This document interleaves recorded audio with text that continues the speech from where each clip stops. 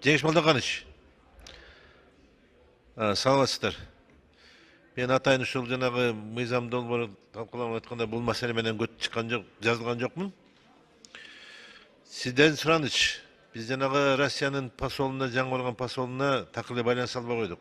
Менин округумда 19 Токтогул шайлоо округундагы Каракөл шаарынан Южно-Сахалинсктеги бир балабыз чөгүп табылбай атат. Ошол боюнча акыркы маалыматтарды ала албай атам. Алмазак мырза, сизге да кайрылдым эле бул боюнча мен.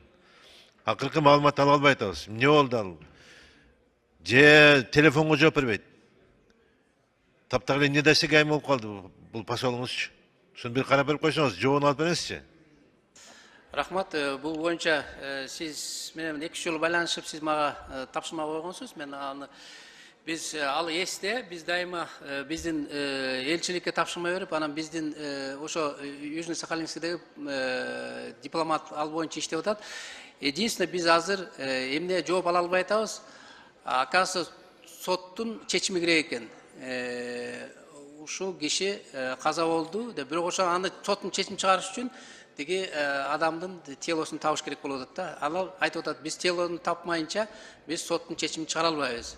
Ошондуктан ошо вопрос процедурный жакта туруп атат да. Ошондуктан Ошол маселени мен ошону айтып коеюн десем, ушу жок деди, сиз айткан маселени айтпай атат да. Мондай болуп атат депчи. Анткени туугандары деген ата энеси кыжаалат болуп атат алардагычы.